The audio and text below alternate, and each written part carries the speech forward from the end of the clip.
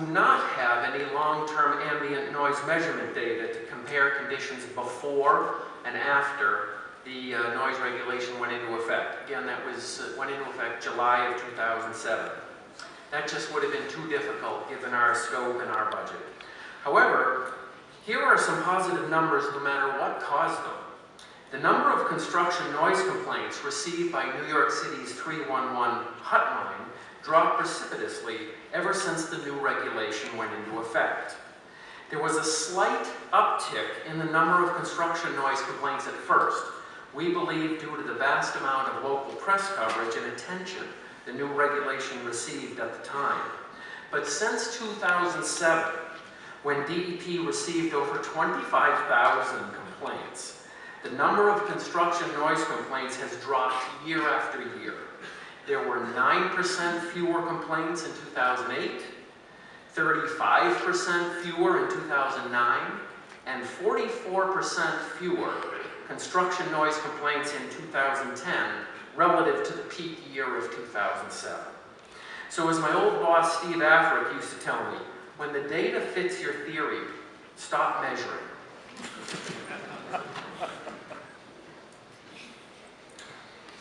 We've also enjoyed some success in the eyes of our professional peers and colleagues. So for Charles and myself, let me say thank you to all of you.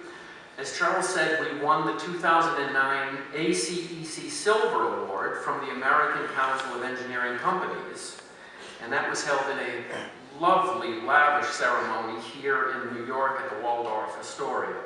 More recently, we were honored by NIOSH and the National Hearing Conservation Association with their 2010 Safe in Sound Award. That one focused on the benefits, as we said, of reduced noise for laborers on the job site itself, and has led to our working even more closely with NIOSH with their Buy Quiet initiative. And no exaggeration, we have seen hundreds of articles from various types of media all over the world. We've seen articles referencing DEP's regulations from dozens of states here in the US, of course, and places as far away as Britain, Canada, Russia, India, China, Israel, and Australia. Clearly, the eyes and ears of the world are on New York City in these regards. And most recently, our efforts were praised in the 2010 Compendium Manual, Technology for a Quieter America, written and published by several of you here today. And it was published through the National Academy of Engineering.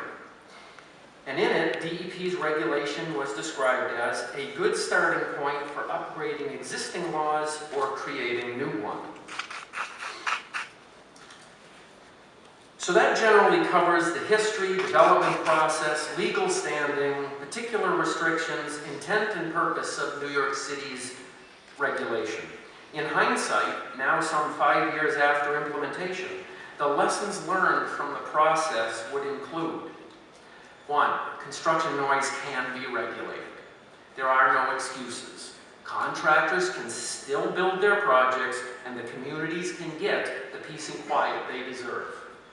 2, it requires early legislative cooperation. You must educate legislators about the intent and purpose and direction that you envision your regulation pursuing.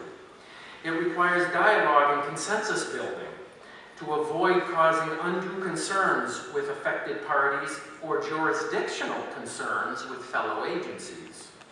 It must be technically correct and defensible. There will be enforcement actions, there will be fines, so that these will surely be challenged in court. The strategy should involve proactive avoidance with reactive ability. The best strategy for any noise regulation is to avoid noise in the first place, backed up with strong enforcement if needed. You'll find there will be benefits to both the community and to the laborers, both near and far field, if you will. And we found that the regulations have not hindered construction in any way. Contractors continue to bid and build jobs just as before. There has not been a noticeable cost increase for the risk of complying with the noise regulation. And clearly there has been nationwide and even worldwide interest And we remain very pleased with the attention and happy to respond and support any way we can. And that brings us to the end of our presentation. Charles will wrap up now with an indication of our future direction in these regards.